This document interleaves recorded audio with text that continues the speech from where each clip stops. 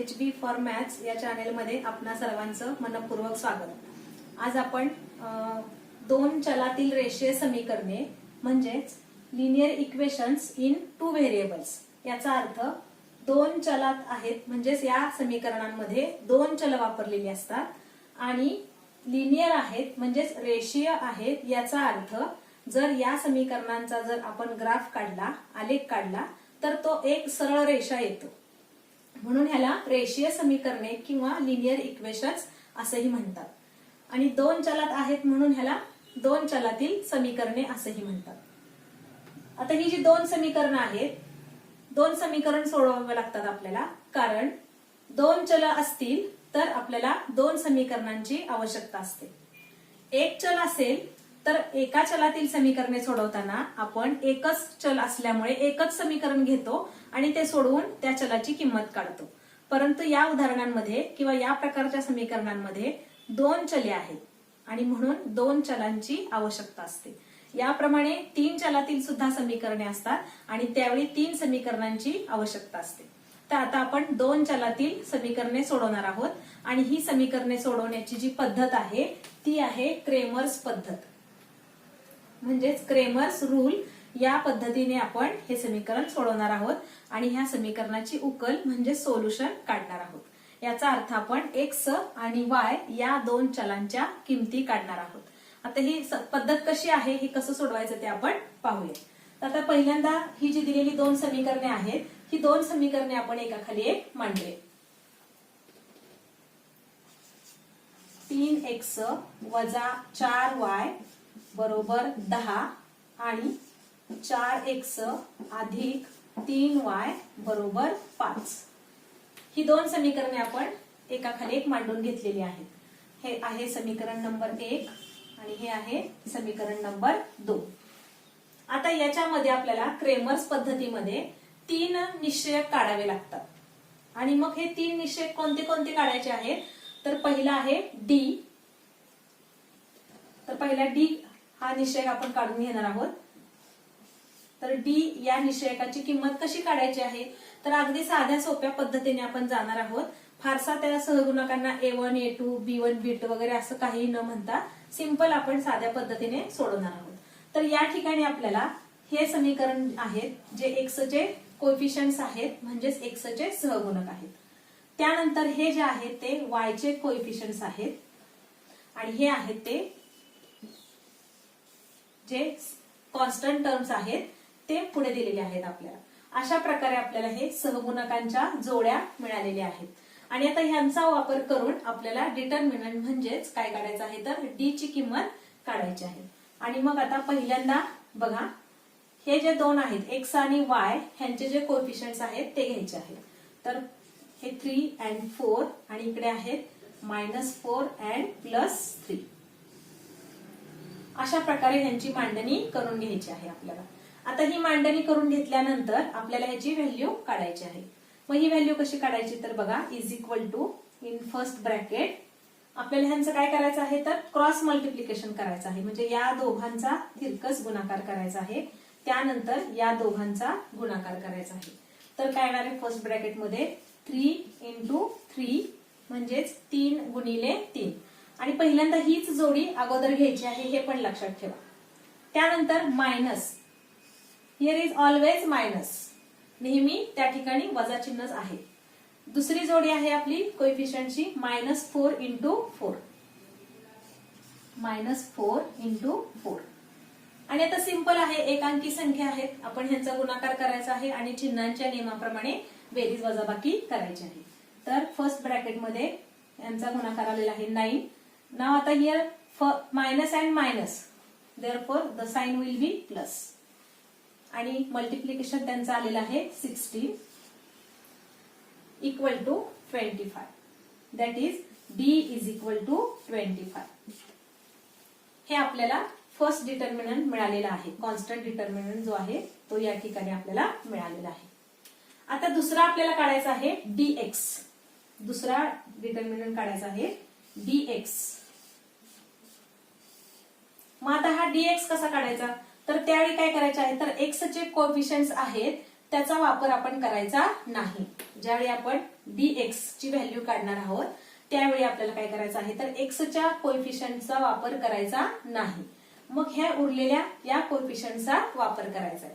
पण हे करत असताना आपण कॉन्स्टंट टर्मची जी आहे ती अगोदर जोडी लिहायची आहे आणि वायच्या कोएफिशियंटची जोडी नंतर लिहायची आहे. म्हणजेच या ठिकाणी 10 and 5 आणि -4 and 3 अशा प्रकारे ही मांडणी करायची आहे. ही मांडणी व्यवस्थित करणं बिनचूक करणं हे अत्यंत आवश्यक आहे. इज इक्वल टू आता इथे पण याप्रमाणेच क्रॉस मल्टिप्लिकेशन करायचं आहे. फर्स्ट ब्रॅकेट मध्ये 10 into 3 again always minus sign here. Second bracket -4 into 5 is equal to multiplication 30. Here again minus minus plus 20 and equal to 50. That is we got dx is equal to 50.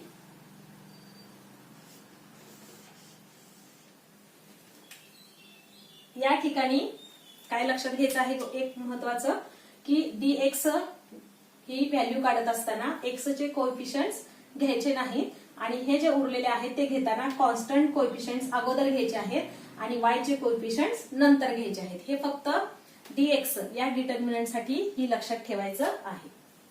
त्यानंतर आपल्याला आता आणखीन तिसरा determinant काढायचा आहे तो आहे dy.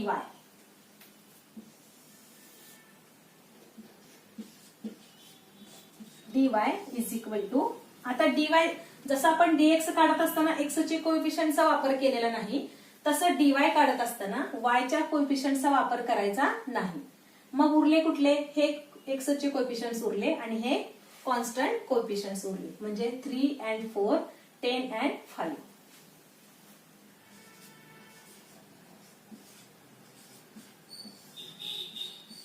आता या ठिकाणी मात्र आपण असं काहीही केलेलं नाही. ज्याप्रमाणे या ठिकाणी केलेलं होतं आपण ह्यांच्या अदलाबदल केलेली होती तशी इथे करायची नाही. हा फक्त नियम कुणासाठी आहे तर dx या डिटर्मिनंट साठीच वापरायचा आहे.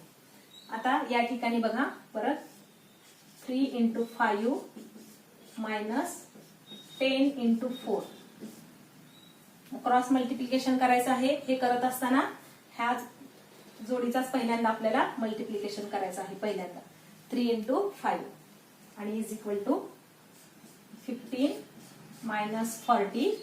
आता या ठिकाणी आपल्याला मायनस साइन हे एकच आहे आणि त्यामुळे हे मायनस साइन या ठिकाणी मिळालेलं आहे.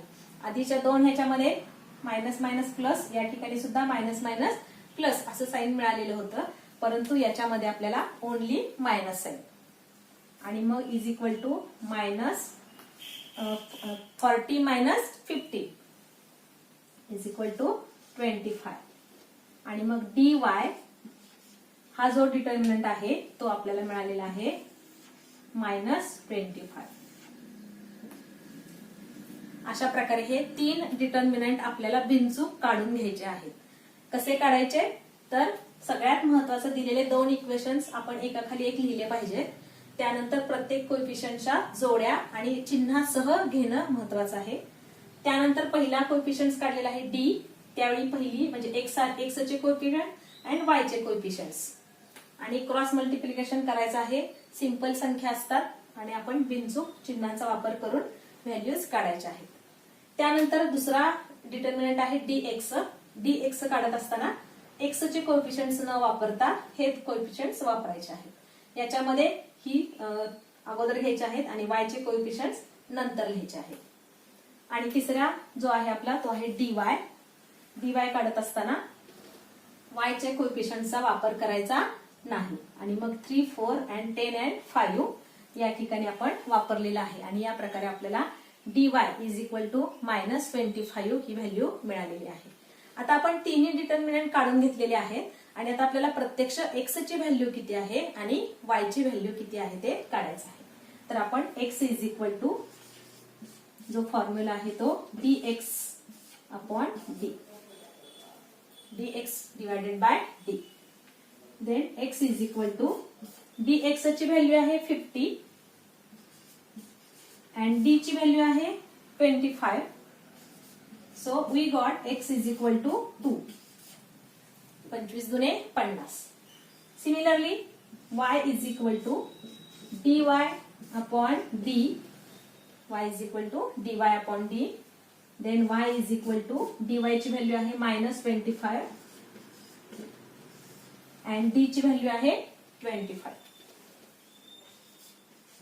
So we got y is equal to -1 and the solution is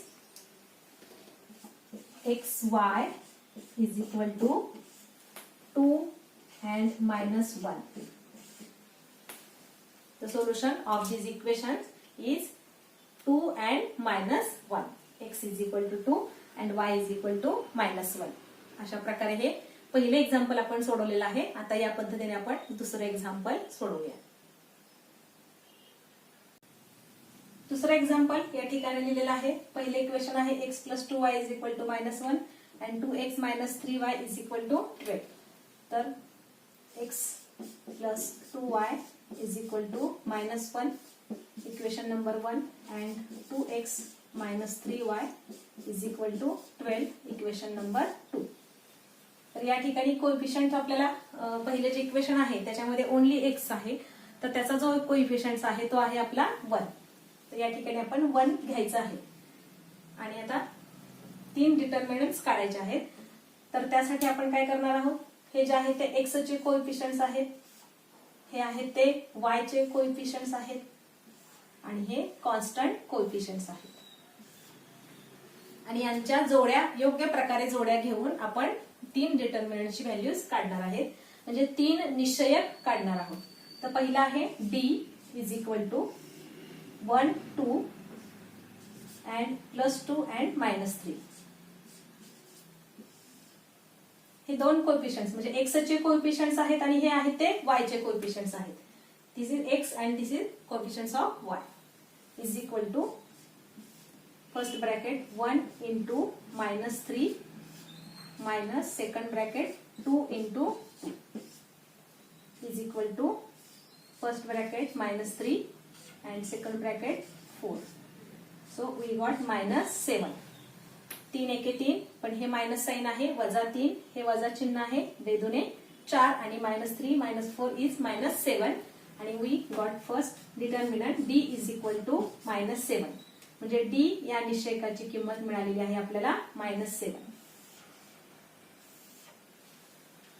आता आपण या प्रकारे दुसरा डिटर्मिनंट काढणार आहोत dx.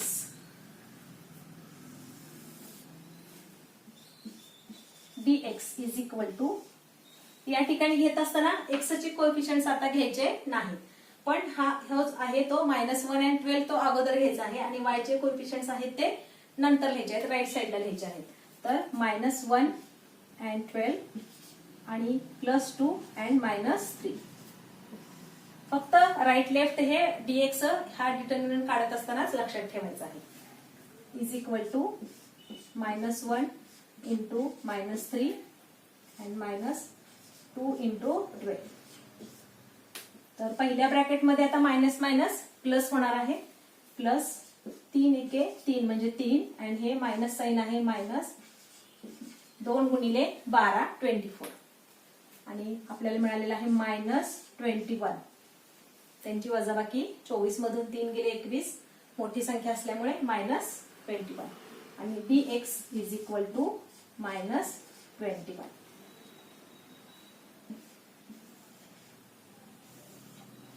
त्यानंतर आपण तिसरा निश्चयक म्हणजे dy काढणार आहोत.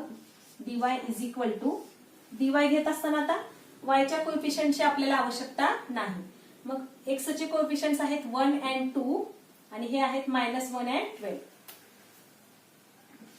1 and 2 and -1 and 12. हे x चे कोएफिशियंट्स आहेत आणि हे कॉन्स्टंट कोएफिशियंट्स आहेत. Is equal to 1 into 12 minus -1 into 2. तिरकस गुणाकार आहे, प्रत्येक वेळी या बाजूचा गुणाकार अगोदर घ्यायचा आहे. 1 गुणिले 12 आणि त्यानंतर -1 into 2 12. आता परत इथं वजा आणि वजा चिन्ह आहे त्यामुळे अधिक झालेला आहे. आणि अधिक बेक बे, तर बरोबर आपल्याला मिळालेलं आहे 14. आणि मग dy बरोबर 14 या निश्चयकाची किंमत मिळालेली आहे आपल्याला 14. अशा प्रकारे आपण तिन्ही निश्चयकांची किंमत काढून घेतलेली आहे. डी आलेला आहे, dx मिळालेला आहे आणि dy मिळालेला आहे. आणि आता सोल्युशन काढायचं आहे आपल्याला. तर x is equal to dx divided by d is equal to dx is -21 and -7 is equal to 3 and y is equal to dy. dy ची व्हॅल्यू आहे 14 and -7 is equal to -2. आणि सोल्युशन आपल्याला मिळालेलं आहे xy is equal to 3 and -2. तिसरा example घेतलेला आहे 4x + 3y - 4 is equal to 0 and 6x is equal to 8 - 5y. आता हे जर आपण दोन इक्वेशन्स बघितली तर या दोन इक्वेशन्स मध्ये आपल्या लक्षात येतंय की ही जी दोन इक्वेशन्स आहेत ती आपल्या स्टँडर्ड फॉर्म मध्ये नाहीत. मग आपल्याला काय करावं लागेल अगोदर, तर ही इक्वेशन्स आहेत ती 2 व्हेरिएबल्सच्या ज्या फॉर्मॅट मध्ये आहे ax + by is equal to c या फॉर्मॅट मध्ये आपल्याला अगोदर ही इक्वेशन्स लिहिणं आवश्यक आहे. तर या ठिकाणी आपल्याला काय लिहावं लागेल 4x + 3y आणि हा जो -4 आहे हा प्लस इज इक्वल टू +4. इकडे 6x आणि हा जो -5y आहे -5y is +5y is equal to 8. 6x + 5y is equal to 8. अशा प्रकारे आपण हे स्टँडर्ड फॉर्म मध्ये इक्वेशन्स तयार करून घ्यायचे आहेत अगोदर. आणि मग आता पहिले इक्वेशन आहे 4x + 3y is equal to 4, equation number 1. and 6x + 5y is equal to 8, equation number 2. आता आपली जी इक्वेशन्स आहेत ती स्टँडर्ड फॉर्म मध्ये आलेली आहेत आणि आता आपण ती आपल्या क्रेमर्स पद्धतीने म्हणजेच डिटर्मिनंट मेथडनेही सोडवायची आहेत. तर x चे कोएफिशियंट्स आहेत 4 and 6, y चे कोएफिशियंट्स आहेत 3 and 5 and कॉन्स्टंट कोएफिशियंट्स आहेत 4 and 8. First value d is equal to 4, 6 and 3 and 5 equal to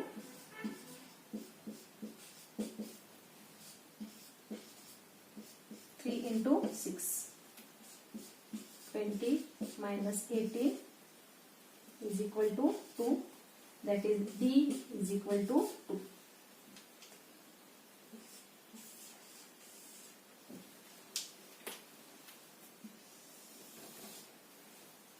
पहिला डिटर्मिनंट झालेला आहे d. आता dx is equal to dx ची व्हॅल्यू काढत असताना आपण x चे कोएफिशियंट्स घेत नाही, परंतु हे कोएफिशियंट्स आहेत ते अगोदर लिहायचे आहेत आणि y चे कोएफिशियंट्स नंतर लिहायचे आहेत. तर 4, 8 and 8 आणि देन 3 and 5 राईट साइडला. 3 and 5 is equal to 4 into 5 minus 3 into 8. Cross multiplication तितकंच गुणाकार 4 × 5 या दोघांचा आणि त्यानंतर 3 × 8 नंतरच्या ब्रॅकेट मध्ये लिहायचं आहे. बरोबर 20 - 24 equal to -4 and dx is equal to -4.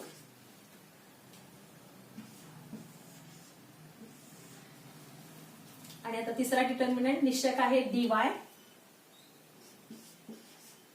dy is equal to, आता y च्या कोएफिशियंटची आवश्यकता नाही. x चे कोएफिशियंट्स आहेत 4 and 6 म्हणजे x चे सहगुणक आहेत 4 आणि 6 आणि पुढचे आहेत 4 आणि 8.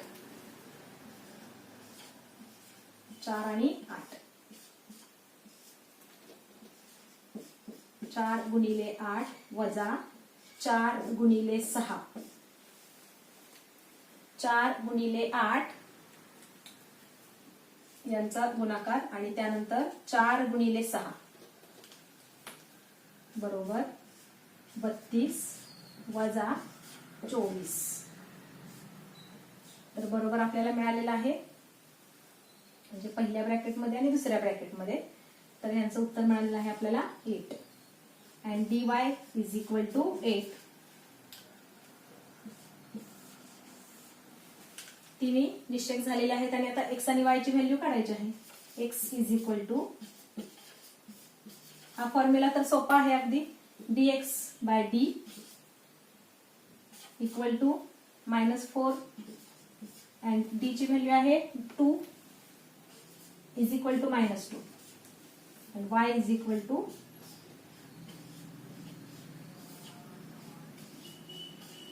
dy 8 म्हणजे 8 भागिले 2 बरोबर मिळालेला आहे आपल्याला 4. आणि सोल्युशन xy बरोबर -2 आणि 4.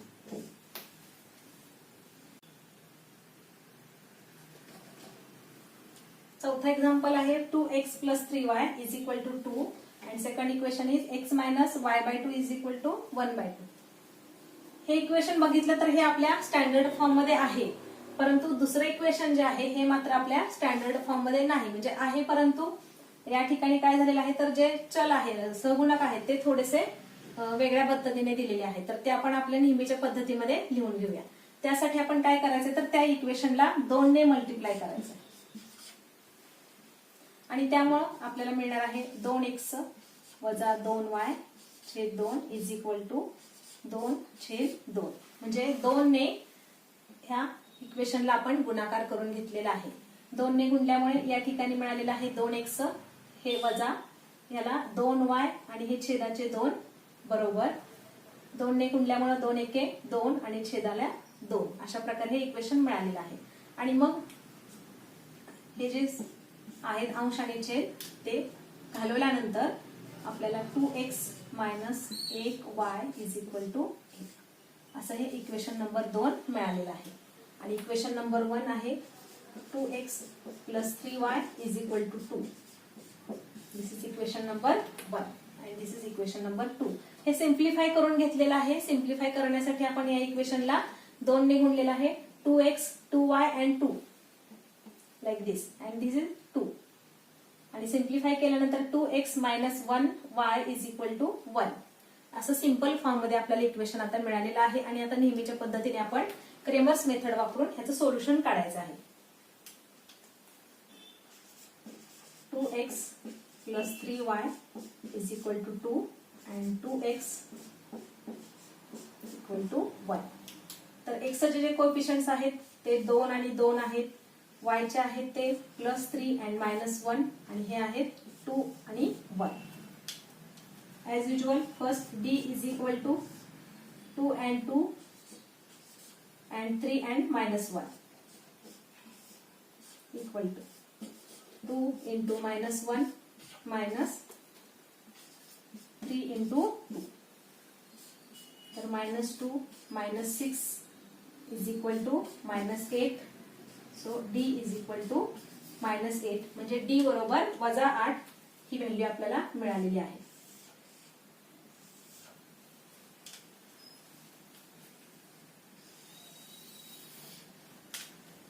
दुसरा आपल्याला निश्चय काढायचा आहे dx.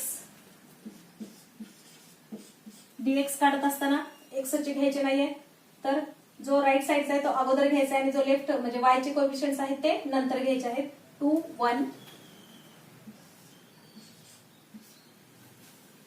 हे 2 1 अगोदर घेतले आणि त्यानंतर 3 अँड -1 राईट साइडला.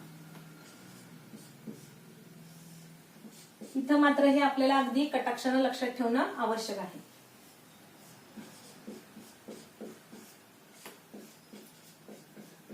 आणि मग तिरकस गुणाकार नेहमीप्रमाणे करायचा आहे.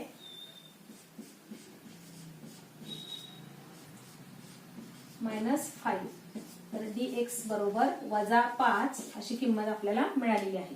dx या कोएफिशियंटची डिटर्मिनंटची किंमत आहे -5. त्यानंतर तिसरा आहे काढायचा dy बरोबर. dy काढत असताना आता वायच्या कोएफिशियंटची आवश्यकता नाही. एक्सचे कोएफिशियंट्स आहेत 2 आणि 2 म्हणजे सहगुणक आणि हे आहे 2 आणि 1. तर पहिली जोडी आहे 2 2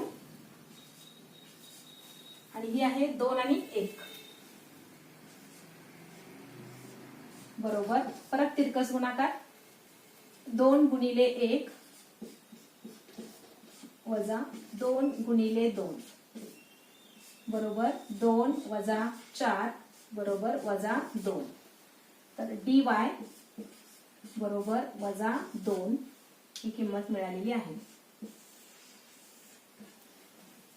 आणि आता solution x is equal to dx छेद d. dx आहे वजा 5 आणि d ची व्हॅल्यू आहे वजा 8 आणि मायनस मायनस असल्यामुळे आपल्याला मिळालेलं आहे 5/8 x ची व्हॅल्यू. आणि y ची व्हॅल्यू y बरोबर dy ची व्हॅल्यू आहे -2 आणि d ची व्हॅल्यू आहे -8. इथे पण मायनस मायनस प्लस आणि भागाकार केल्यानंतर किंवा संक्षिप्त रूप दिल्यानंतर आपल्याला मिळणार आहे 1/4. आणि मग solution xy is equal to 5/8 and 1/4. हा फक्त बदल या इक्वेशन मध्ये करायचा होता. बाकी आहे असं घेऊन सुद्धा आपण सोडवू शकतो, परंतु आपण थोडंसं सिम्प्लिफाय करून नंतर इक्वेशन सोडवलेलं आहे आणि मग त्याचं सोल्युशन आपल्याला मिळालेलं आहे.